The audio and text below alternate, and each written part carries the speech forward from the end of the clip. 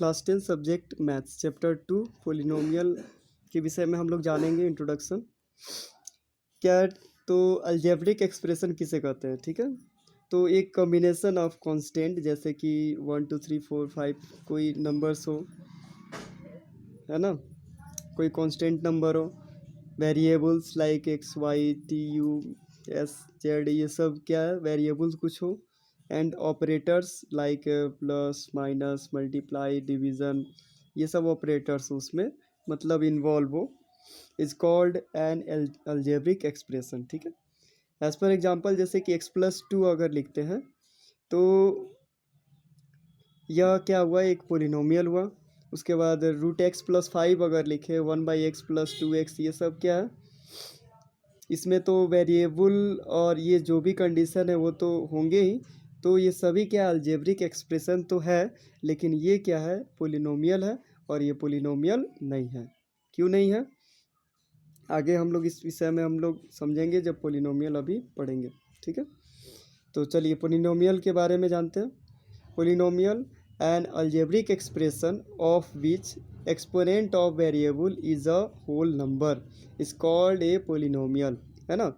यानी कि वैसा अलजेब्रिक एक्सप्रेशन, ये भी अलजेब्रिक एक्सप्रेशन था, लेकिन इसमें डिफ्रेंशिएट हम लोग क्या करेंगे कि वैसा अलजेब्रिक एक्सप्रेशन जिसका पावर एक होल नंबर हो, तो वो क्या कहलाता है, पोलिनोमियल कहलाता है, ठीक है। एज पर एग्जांपल जैसे कि 9x³ + 4x² + 3x + 7, यह क्या, यह पोलिनोमियल है या नहीं, ठीक है। तो इसमें हम लोग देखते हैं वेरिएबल का एक्सपोनेंट दैट इज पावर। तो देखिए ये इस वेरिएबल इसमें क्या है, x है ना। तो x का पावर क्या है, 3 है। तो इसका पावर जो एक्सपोनेंट है 3 है, that is 3 is whole number, 2 whole number. इसका पावर कुछ भी नहीं है तो 1 लिख सकते हैं। तो ये भी क्या एक होल नंबर है, ठीक है। तो जब टोटल वेरिएबल का पावर एक होल नंबर है, तो इसलिए यह क्या कहलाएगा, एक पोलिनोमियल कहलाएगा, ठीक है। और इसका अगर डिग्री की बात करें तो जो सबसे हाईएस्ट पावर होता है, हाईएस्ट पावर पोलिनोमियल का डिग्री कहलाता है। तो इसका डिग्री क्या कहलाएगा, 3 कहलाएगा, है ना। 9th क्लास में हम लोग पढ़ चुके हैं, थोड़ा सा एक्सप्लेन कर रहे हैं। और इसका हाईएस्ट पावर जब 3 है तो डिग्री भी 3 होगा, और 3 होने के कारण इसको हम लोग क्यूबिक पोलिनोमियल कहते हैं। सेकेंड एग्जाम्पल है 7x² + 2x + 5, इसमें वेरिएबल का पावर देखिए 2 क्या है, एक होल नंबर है, इसका पावर क्या हो जाएगा 1, दैट इज ये होल नंबर, ठीक है। इसमें वेरिएबल नहीं है, लेकिन आप अगर लिखना चाहे तो हम लोग लिख सकते हैं 5 × x का पावर 0 लिखे तो कोई दिक्कत, किसी संख्या का पावर 0 हो तो 1 आता है, 5 × 1 5 हो जाएगा, कोई फ़र्क नहीं पड़ेगा। सिर्फ मैंने समझाने के लिए यहाँ पे लिखा है। तो इस सब का पावर अगर देखा जाए वेरिएबल का, तो देखिए तो 0 that is whole number, 1 whole number है, 2 होल नंबर है, इसलिए ये क्या है, एक पोलिनोमियल है। और ये किस टाइप का पोलिनोमियल है, तो हाईएस्ट पावर क्या है, 2 है, इसलिए ये क्वाड्रेटिक पोलिनोमियल है। इसमें देखिए थर्ड एग्जांपल में 7x + 5 है, ठीक है। तो इसमें भी यही कंडीशन है।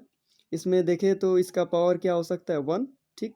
तो 1 क्या है, एक होल नंबर है, इसमें भी 5 इंटू इस टाइप से करें तो ये 0 डैट इज होल नंबर है। तो इसका हाईएस्ट पावर क्या है, 1 है, तो यह लीनियर पोलिनोमियल है। पोलिनोमियल तो है, लेकिन किस टाइप का है, तो लीनियर पोलिनोमियल है। 1 हुआ तो लीनियर, 2 होगा तो क्वाड्रेटिक, 3 होगा तो क्यूबिक पोलिनोमियल कहलाता है, ठीक है।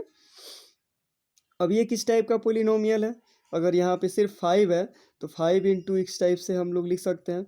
तो इसको हम लोग बोलते हैं, इसमें तो सिर्फ कांस्टेंट टर्म है, तो इसलिए इसको हम लोग बोलते हैं कांस्टेंट पोलिनोमियल, ठीक है। यहाँ पे क्या है, 0 है, तो 0 भी एक कांस्टेंट है, लेकिन इसमें क्या होता है कि इसमें वेरिएबल का पावर जो होता है ना, हम लोग इसमें कंसीडर नहीं कर पाते हैं, ठीक है। इसलिए इसको हम लोग क्या बोलते हैं, 0 पोलिनोमियल, ठीक है। क्योंकि इसमें अगर हम लोग सेट करें यहाँ पे, तो 0 इंटू एक्स का पावर अगर 0 लिखते हैं तो ये इसका वैल्यू क्या हुआ, 0 × 1 डैट इज़ 0, तो आ ही जाएगा। लेकिन यहाँ पे क्या है कि ये डिफिनिट नहीं है कि हम यहाँ पे 0 ही लिख सकते हैं। अगर मान लीजिए कि अनदर वैल्यू हम लेते हैं तो भी हमारा क्या होगा, कुछ अलग वैल्यू होगा, है ना। कोई डिफरेंट डिफरेंट वैल्यू इसमें ले सकते हैं, है ना। तो इस कारण से ये क्या होगा, ये इसको हम लोग बोलते हैं जीरो पोलिनोमियल, ठीक। क्योंकि यहाँ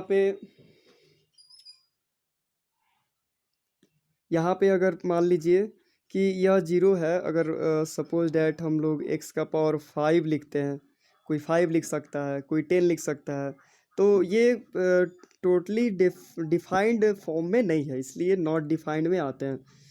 इस तरह से फॉर्म में हम लोग नहीं लिख सकते हैं, तो इसलिए इसको हम लोग क्या बोलते हैं, जीरो पोलिनोमियल में रखते हैं। चलिए आगे देखते हैं general form of polynomial. Polynomial का जनरल फॉर्म क्या होता है, जैसे जनरल फॉर्म में लीनियर पोलिनोमियल है तो हाईएस्ट पावर 1 होना चाहिए वेरिएबल का, तो 1 है। तो इसका लीनियर पोलिनोमियल का जनरल फॉर्म क्या होता है, तो a x plus b. Condition क्या है, where a and b are real number and A is not equal to 0, ठीक है। उसके बाद क्वाड्रेटिक पोलिनोमियल। क्वाड्रेटिक पोलिनोमियल में क्या होता है, A X square plus B X plus C, है ना, जहाँ A B and C are real number and A is not equal to 0, ठीक है। यहाँ पे क्या है कि ये क्वाड्रेटिक पोलिनोमियल है, अगर इसमें बराबर 0 लिखते हैं तो ये क्वाड्रेटिक इक्वेशन होता। क्वाड्रेटिक पोलिनोमियल में नॉट इक्वल टू 0, ये 0 के बराबर नहीं होता है, बराबर 0 कर देंगे तो हो जाएगा क्या, इक्वेशन, ठीक है। क्यूबिक पोलिनोमियल में क्या होता है, इससे इसका जनरल फॉर्म जो होता है, A X cube plus B X square plus C X plus D, where A B C and D are real number and A is not equal to 0, ठीक है। तो इसका हाईएस्ट पावर अगर variable का देखें तो 3 है, इसलिए क्यूबिक पोलिनोमियल है। 2 है तो क्वाड्रेटिक पोलिनोमियल, और इसका हाईएस्ट पावर वेरिएबल का क्या 1 है, तो लीनियर पोलिनोमियल है, ठीक है। अब इसके बाद हम लोग समझेंगे क्या, relationship between zeros and coefficient of a quadratic polynomial. किसी क्वाड्रेटिक पोलिनोमियल में उसके जीरोज और कोफिशिएंट के बीच क्या रिलेशनशिप होते हैं, ये हम लोग जानेंगे।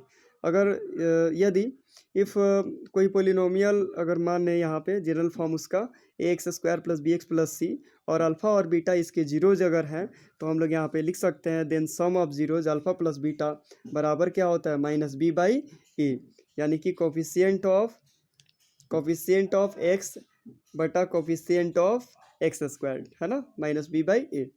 उसके बाद and the product of zeros in that means alpha into beta बराबर लिख सकते हैं सी बाई ए। सी क्या है, डैट इज कॉन्स्टेंट टर्म, और ए क्या है, that is coefficient of x square, ठीक है। इस तरह से हम लोग इसको समझते हैं।